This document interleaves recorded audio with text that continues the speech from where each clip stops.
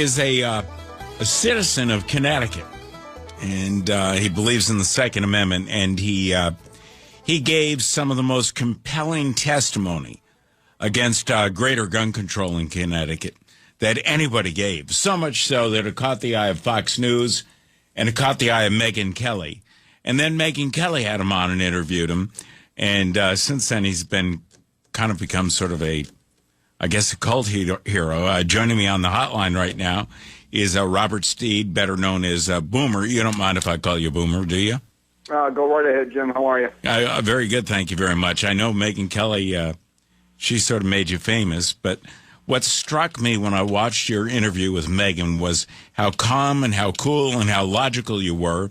And then everybody that I met who had heard you before said, well, that's just the way you were at testimony in front of the Connecticut state legislature. So I guess you really put to rest that sort of feeling that, gun owners are, we're angry and we're crazy and we're irresponsible. And I mean, we even have legislators on the Sunday morning talk shows yesterday from Connecticut who say this current bill really wouldn't have stopped Newtown. I mean, it would not have stopped Newtown.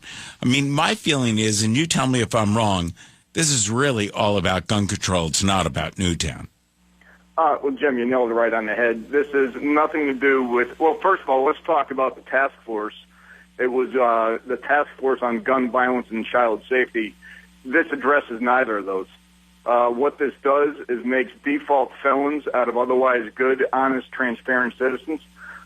It's an absolute disgrace. I sat through these hearings. I probably sat through maybe 30 hours of hearings, 3 minutes at a time, from ordinary folks like me, taking time out of their schedule. Maybe they're sacrificing some money. Maybe they're sacrificing some time from work. And they're addressing these lawmakers in these panels. And I'm going to tell you, Jim, when I looked up at them, and I see half of them not paying attention and the other half maybe not caring, save for a few that were good. There's a few good ones up there, we know that. But their despondent behavior and their insulting negligence for the reasons that we're there for our rights was absolutely absurd, and I've never seen anything like it before in my life. Really, what you're saying is that they didn't pay any attention to you. Some citizens, they did, if it was according to what they wanted to hear. But otherwise, they didn't care what you had to say, did they, Boomer? The feeling I got was no. But I also knew this, and I think this is why a lot of citizens showed up there. This is history in the making, Jim. And whether or not they're listening or they don't care or they just don't agree, perhaps they had their minds made up on December 14th. We're going to be on the right side of history with this, and we're going to engage these people, and we can expose these people for the tyrants that they are. And they're going to be on one side of history, and the Patriots are going to be on the other. Well, that was going to be my next question. Is there a plan, or do you think there'll be multiple plans to challenge this law in court? I think there's going to be multiple plans. I'm probably not the expert on the how and when that's going to unfold. Mm-hmm. But I'm sure it'll be attacked from multiple fronts, whether it's groups based here in Connecticut or national gun right groups. I'm not the subject matter on that per se, but it'll probably be attacked from multiple fronts. See, folks, this is why Megyn Kelly liked the interview with Boomer so much, is because he only talks about what he says he feels he knows about, especially as a gun owner. I'm assuming you are a gun owner, right? Correct. Especially as a gun owner and someone who feels his rights are being infringed upon. I certainly feel like my rights are being infringed upon. Let me play just a portion of an interview. It isn't very long. And then let me get your comment between Candy Crowley on CNN and Governor Malloy. And I thought Candy Crowley really asked a very penetrating question, and he did not like that question at all. In fact, you're going to hear the question when she asked it the second time, because the first time she asked it, he didn't answer it. So she decides to ask it again. Sure. Specifically to I understand the limit and your argument for the limits on the magazines, but on the pre-existing magazines, those that have already been sold, how does having people register those in the state of Connecticut as required by this law, what is that? What are you attempting to do there? How does that cut down on violence? so that there are no new ones in our state. I mean, if you bring a magazine from another state that you purchased legally in another state after the date we signed this legislation into our state, we need to be able to tell the difference between the ones that had pre-existed and those that are being purchased someplace else. How Boomer, is he going to know whether they pre-existed or didn't? How do you register something that has no serial number on it? Jim, this is what happens when government, like I said in my testimony, colors outside the lines of constitutional parameter. What they're trying to do is to plant meaningless, incomprehensible legislation to put in place of constitutional rights. As I sat through these hearings, Jim, the phrase "shall not be infringed" was never made clearer to me. It wasn't a polite request from our founders. It was a direct order.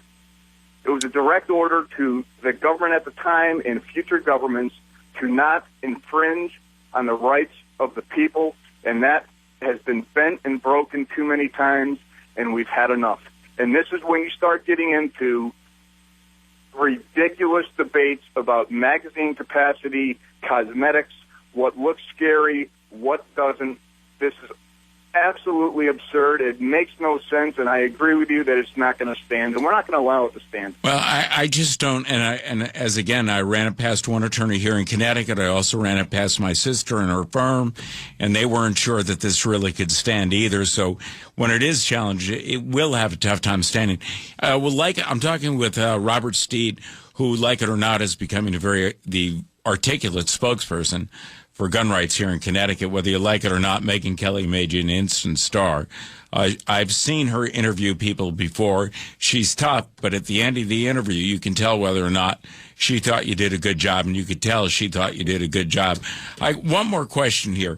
A lot of people think that people like you or people like me, that we don't want any kind of gun safety. We don't want any kind of, we don't care about, Dan Malloy said, we're perfectly willing to sell guns to people who are mentally ill or to criminals, which is nonsense. I mean, I've heard you say time and again, we want people we don't want guns in the hands of criminals. We don't want guns in the hands of the mentally ill, but don't infringe upon our rights in order to go after them. And yet we're being portrayed as, the kind of people who just want to sell guns to anybody? That's what Malloy said. We want to sell guns to anybody.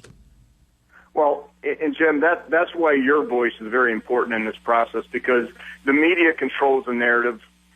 They paint us as gun nuts and that we're too much in love with our guns. You know, we're too much in love with our founding principles.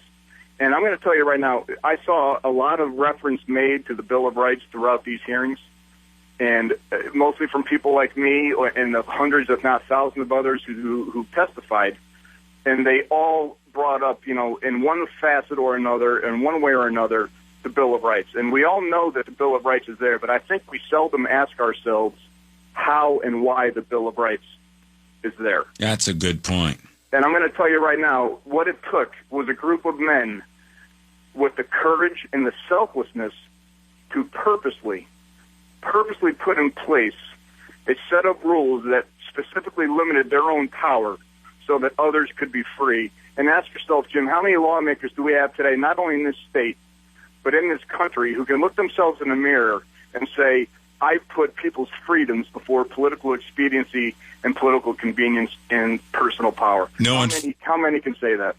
Not many. In fact, we have a governor who said sometimes you have to sacrifice your personal freedom in order to save others. The last time I heard that was from the Soviet Union, and we know what happened to the Soviet Union. They crashed and burned.